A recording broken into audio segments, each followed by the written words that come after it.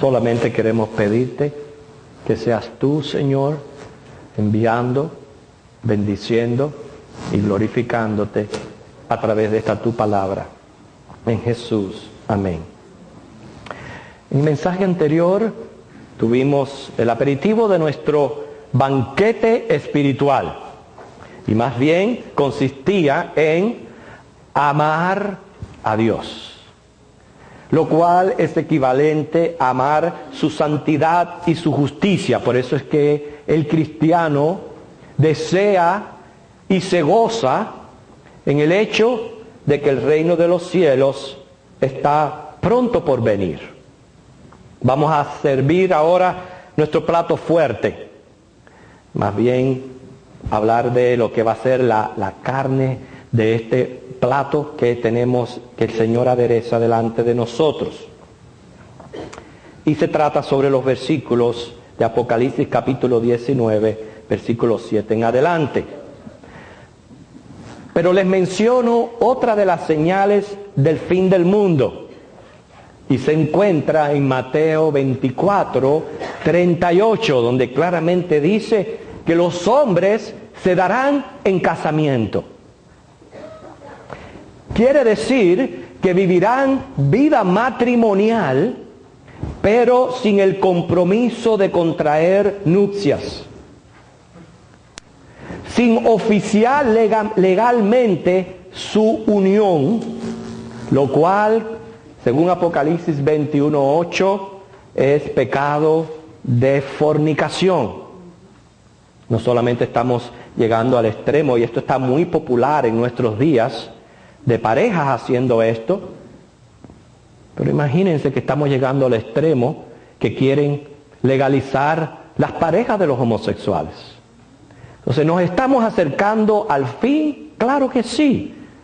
Otros se casan por intereses impropios. Les cuento de una dama que era muy distinguida y muy presumida, pero era bastante mayor. Era tan mayor que cuando se hizo la luz ya debía electricidad.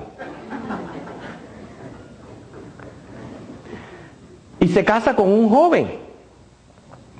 La boda se celebró a todo lo alto.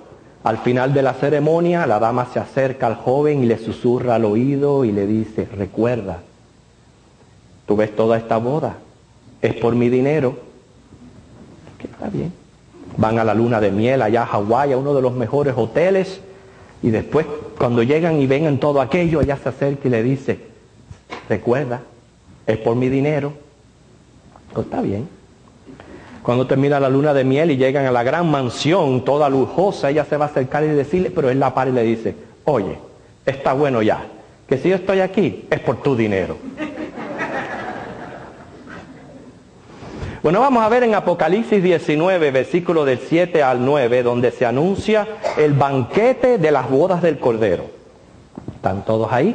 Dice: gocémonos, alegrémonos y démosle gloria, porque han llegado las bodas del Cordero y su esposa se ha preparado.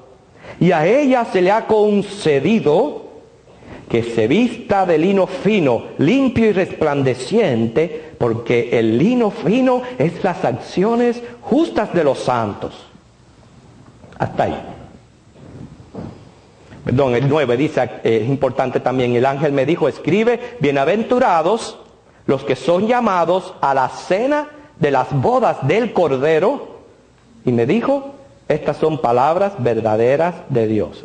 Repito, bienaventurados los que son llamados a la cena de las bodas del Cordero.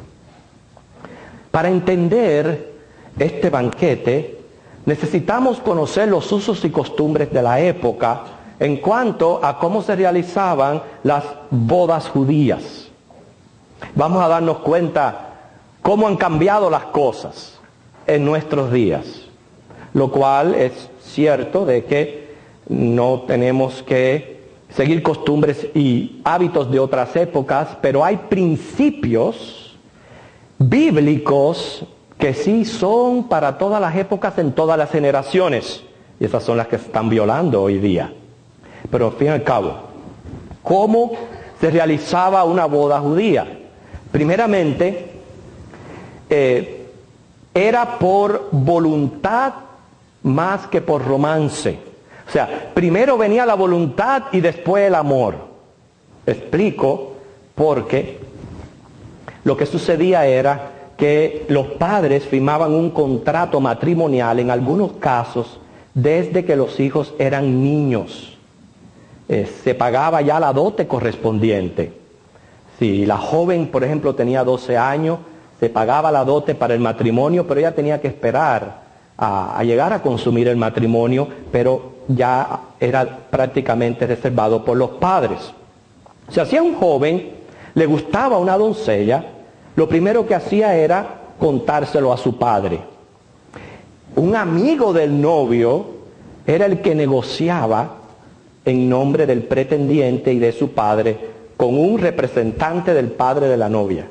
Así que lo primero que hacían era negociar para pagar la dote, y no eran ellos, sino que un amigo del novio y un representante del padre de la novia eran los que hacían el negocio.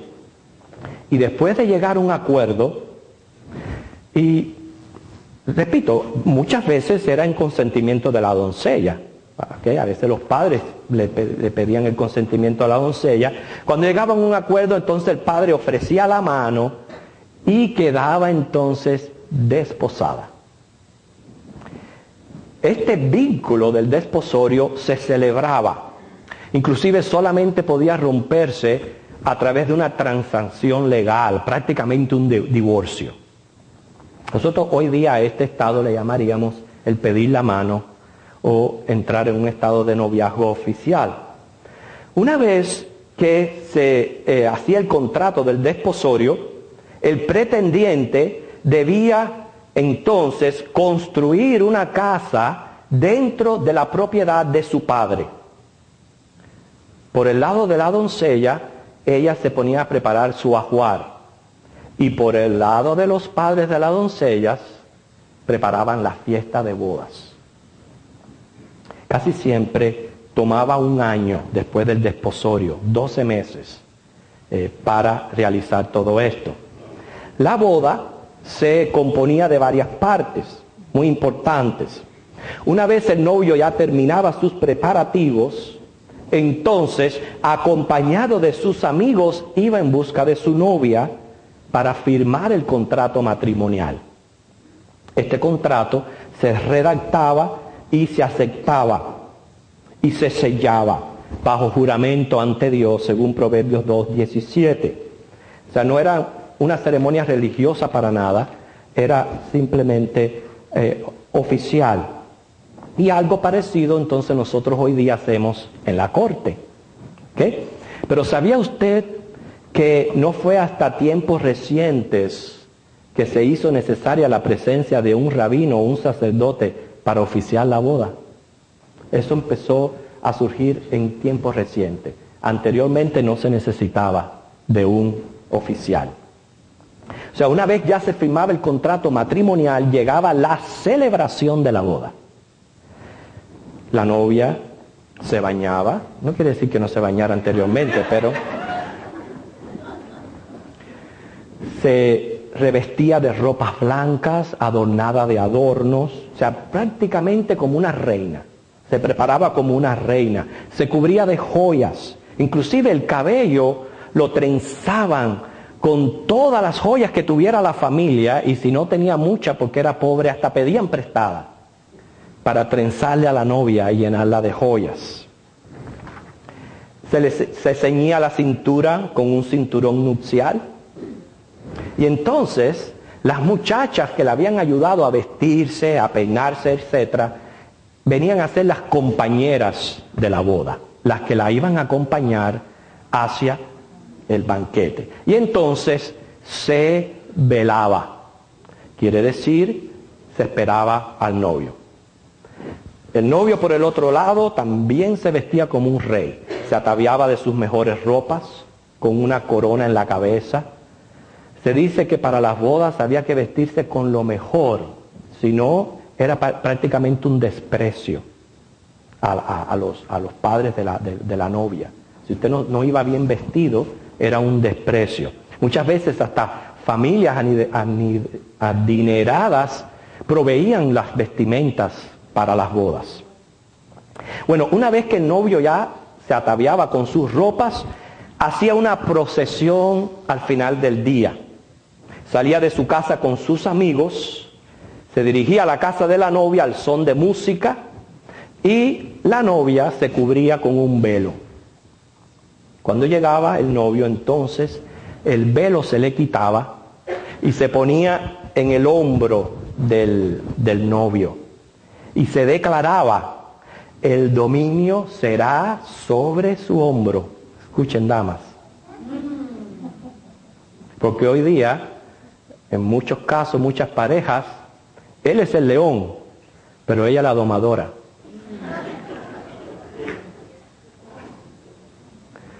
Cuando llegaban los padres, entonces confiaban a la joven con sus bendiciones, los amigos daban regalos y entonces el casado invitaba a todos a su casa.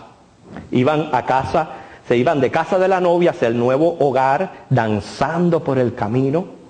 Y entonces, como ya había oscurecido, se portaban lámparas encendidas para iluminar las calles oscuras. Al llegar a la casa, fíjense, esta era la primera vez durante todo el tiempo del desposorio, que aparecía la esposa al lado de su esposo. ¿Han cambiado los tiempos? ¿Qué cree que han cambiado los tiempos? En el banquete era que por primera vez aparecía la esposa al lado de su esposo. La primera vez. Entonces, claro, se servía un banquete con mucha comida, bebida. Eran los padres de la novia los encargados de preparar todo esto. Y entonces, después de esta cena, los padres acompañaban a la novia hacia la cámara nupcial. Y los amigos acompañaban al novio hacia la cámara nupcial. Claro, los dejaban solos. Al otro día, entonces, reanudaban las fiestas. Muchas veces se tomaba hasta 7 días o hasta 2 semanas la celebración de estas fiestas. Quiere decir, así como se celebraba una boda judía, según los hábitos y costumbres de aquella época.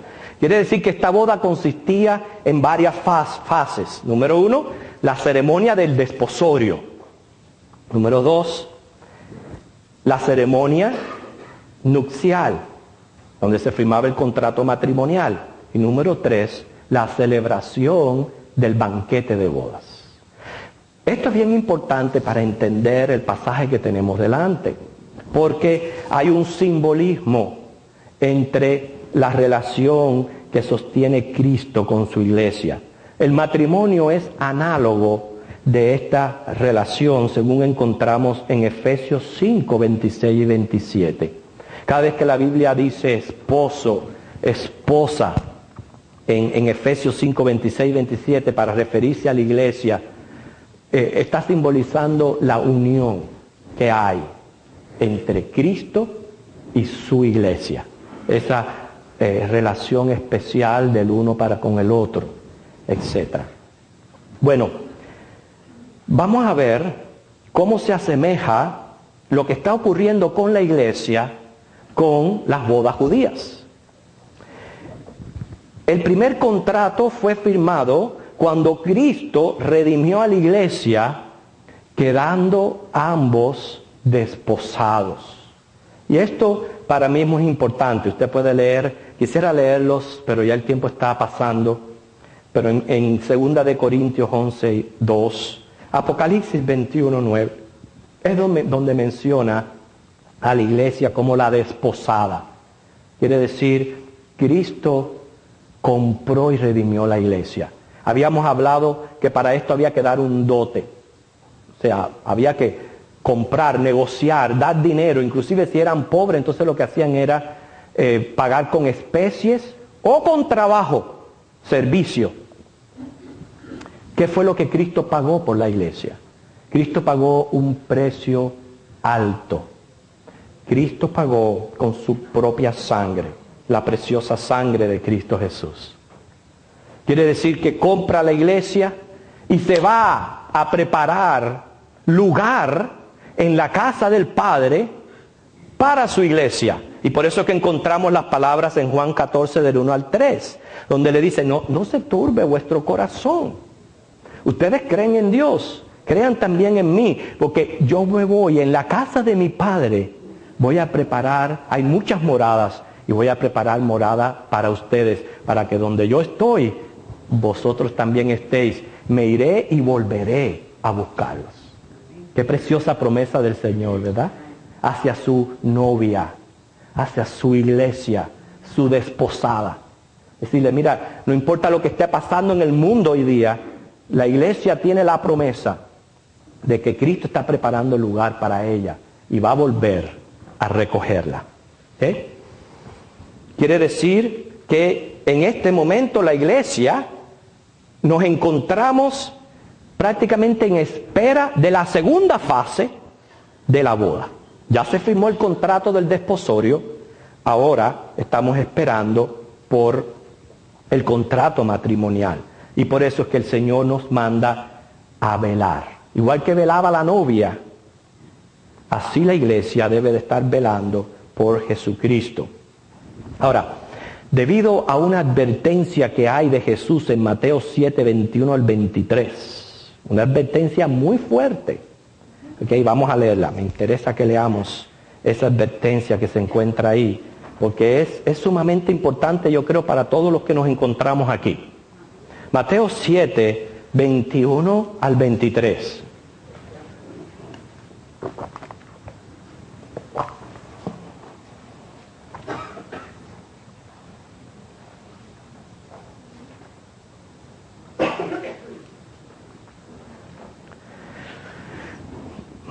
Y de todo el mensaje, posiblemente esta sea una de las partes que más nos interese a nosotros. ¿Ok? Así que préstale atención. Porque el mismo Jesús dijo, no todo el que me dice Señor, Señor, entrará en el reino de los cielos, sino el que hace la voluntad de mi Padre que está en los cielos. Escuche bien eso. No es decir, sí, Cristo, yo creo en ti, es hacer la voluntad de Cristo. Muchos me dirán en aquel día, Señor, Señor, y miren lo que harán en el nombre de Cristo. ¿No profetizamos en tu nombre? ¿Y en tu nombre echamos fuera demonios? ¿Y en tu nombre hicimos muchos milagros? ¡Wow! Esta gente puede hacer milagros en el nombre de Cristo.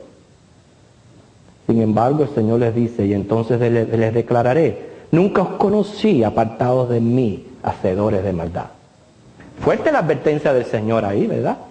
Bien fuerte. ¿Ok? Entonces, es importante y de sumo interés personal, yo creo, aclarar quién forma parte de la iglesia. Hemos dicho que la iglesia es la que está desposada con Cristo y la única que espera ser rescatada y la única que va a escapar de la gran tribulación que viene a este mundo. ¿Quiénes forman parte de la iglesia de Cristo? La respuesta es simple. Todo aquel que haya nacido de nuevo, todo aquel que tenga una relación personal con Cristo como su Señor y su Salvador. Porque para eso Jesucristo vino. Él pagó el precio para poseer la iglesia. Su precio fue su sangre, quiere decir, Él vino a morir en una cruz. ¿Para qué? Para comprarnos, para liberarnos del poder que nos tenía cautivo, lo cual era el pecado. Era el mismo enemigo de las almas. Y Él nos compra con su preciosa sangre.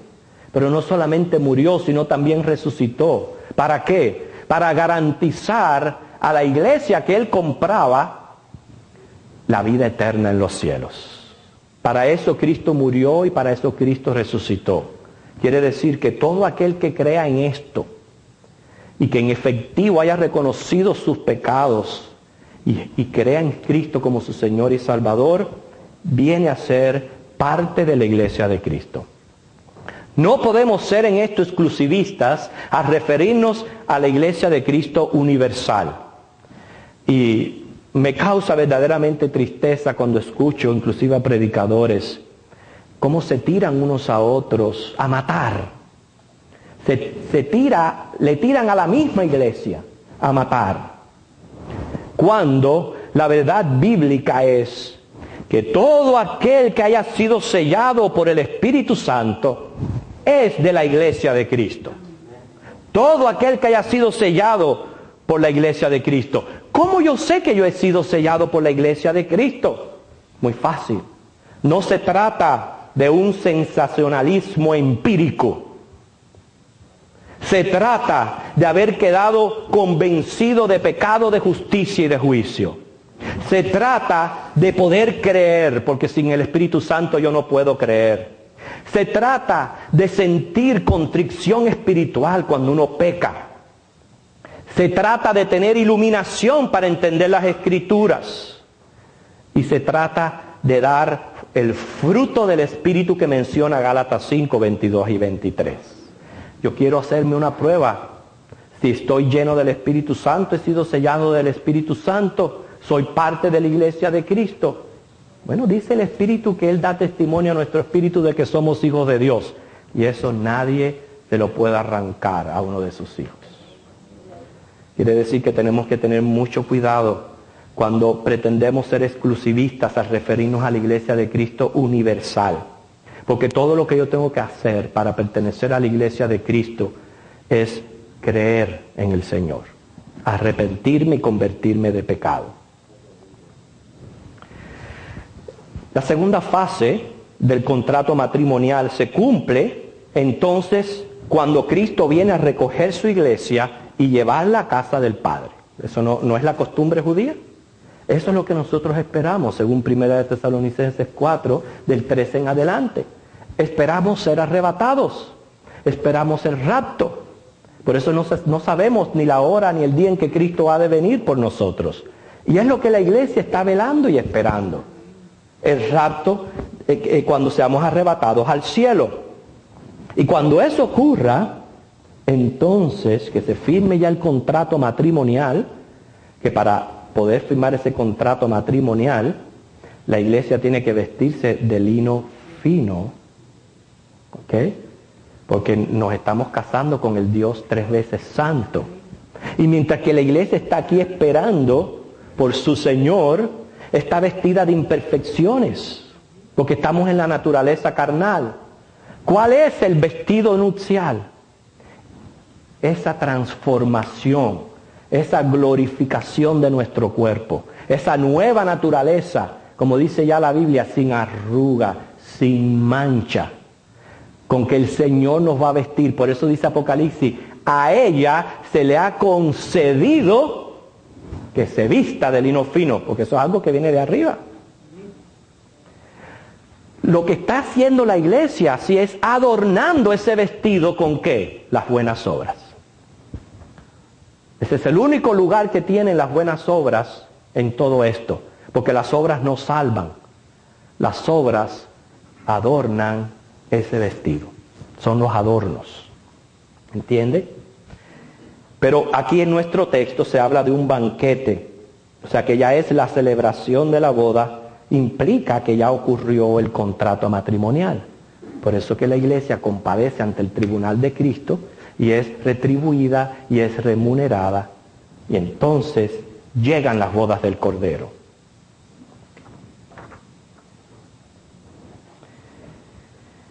La recepción, el banquete de bodas que encontramos aquí, hay un versículo interesante que dice, el versículo 9, bienaventurados los que son llamados a la cena de las bodas del Cordero.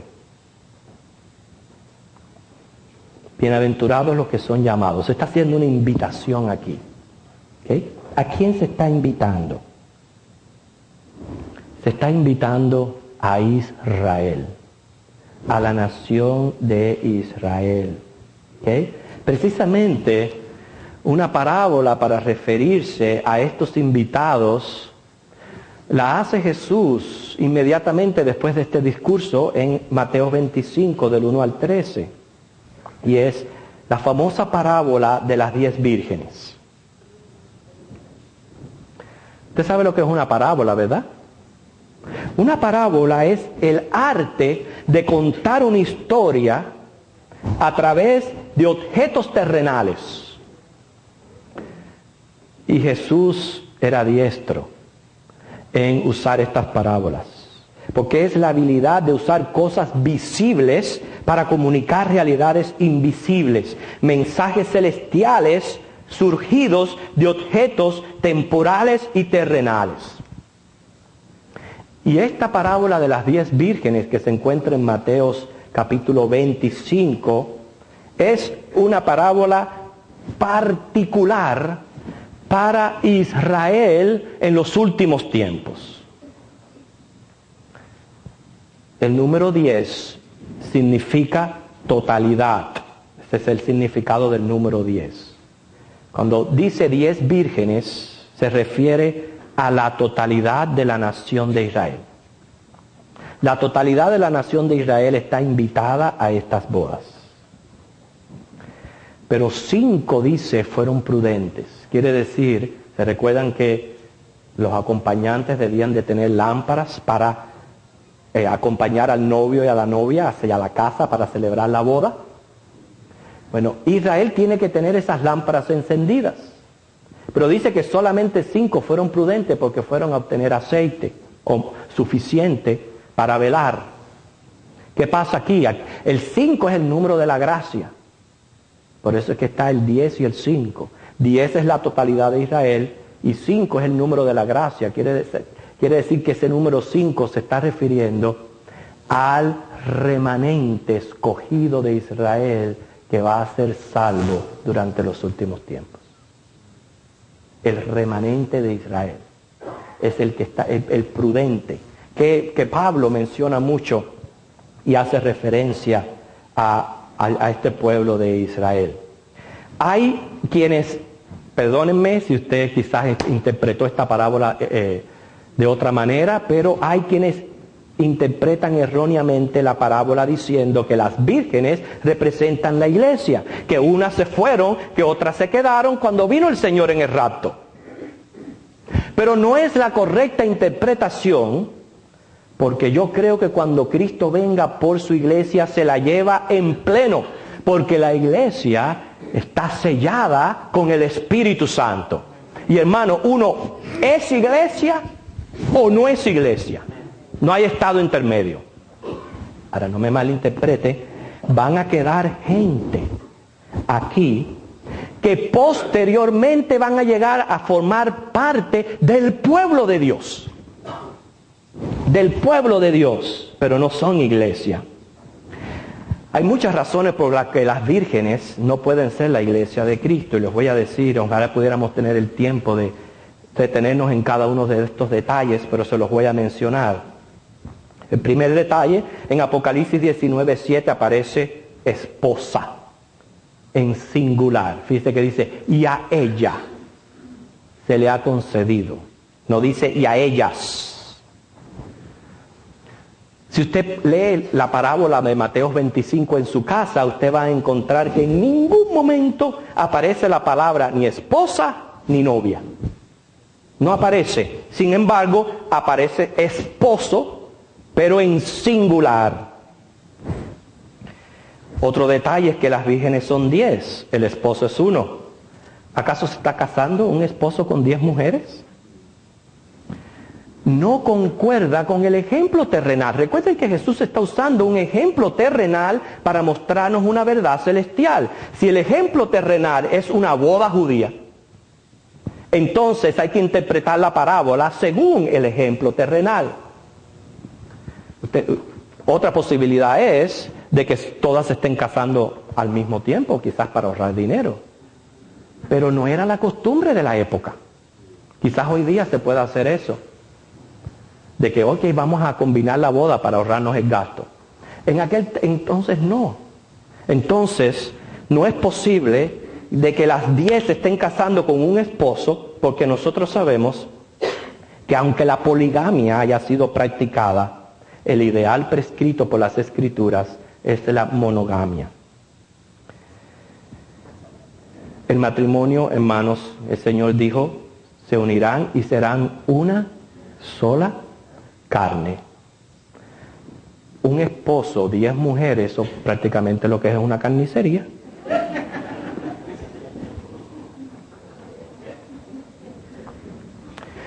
Usted sabe dónde radica la dificultad a la hora de interpretar la parábola, que hay personas que no se dan cuenta que en la Biblia hay promesa también para la nación de Israel.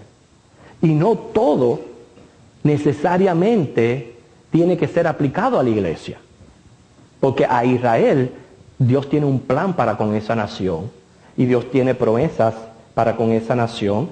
Y las vírgenes, hermanos, aquí son judíos que quedaron hasta el final de la tribulación. Y de estos, algunos van a ser salvos por gracia, por medio de la fe, tal como nosotros. Y es el llamado remanente de la nación de Israel. Porque el pueblo de Dios, ya estoy terminando, lo forman varios grupos que van a entrar a la Nueva Jerusalén. Va a entrar la iglesia, la que se está casando con Cristo. Pero de esa iglesia forma parte judíos y gentiles. Los creyentes del Antiguo Testamento y judíos que hoy día son cristianos. De la iglesia forman parte ambos pueblos, judíos y gentiles. Ese es uno de los que va a formar parte del pueblo de Dios, la iglesia. El segundo grupo es el remanente judío que va a ser salvo durante la gran tribulación. Esas son las 5 vírgenes. Y número 3, los decapitados, que menciona Apocalipsis 24. Hermanos, la novia, la iglesia en este momento espera que Cristo venga a buscarla para firmar el contrato matrimonial. Ya fue comprada con su preciosa sangre y se encuentra desposada con Cristo, bordando su lindo vestido de novia. Dice el Señor que cuando Él venga, uno será tomado, el otro será dejado. El trigo va a ser recogido en graneros, la cizaña quemada. Se exhorta a velar, porque uno no sabe el día ni la hora en que el Hijo del Hombre ha de venir. Quiere decir, es de sumo interés personal ser parte de la iglesia. Ya dijimos que uno es parte de la iglesia a través de una relación personal con Cristo como Señor y Salvador. Yo te pregunto, ¿te consideras parte de la iglesia de Cristo? ¿Sí? Pero hay alguien aquí que no puede responder afirmativamente. ¿Te gustaría tener esa certeza de decir, soy parte de esa iglesia? Recuérdate que ya Cristo pagó el precio por ti. Y lo que tienes que hacer es recibirle como tu Señor y Salvador. Hay alguien aquí que dice, sí, yo sé que yo soy pecador y yo necesito aceptar a Cristo como mi Señor y Salvador. Y puede manifestarlo levantando su mano. Hay alguien aquí entre nosotros que hoy dice, soy pecador y yo necesito de la sangre del Señor Jesucristo que me limpie de todo pecado. Hay alguien aquí que quiera manifestar con su mano, simplemente dejarle saber a la iglesia de Cristo lo que está ocurriendo, lo que Dios está haciendo en su interior, el llamado que Dios le está haciendo a venir a Cristo. ¿Hay alguien aquí? Bueno, espero que todos nos consideremos parte de la iglesia. Entonces aprovecha el tiempo, porque te queda poco para terminar el bordado. Aprovecha el tiempo para servir a Dios, porque ese va a ser el bordado de tu vestido de novia. ¿Okay? El Señor les bendiga, hermano.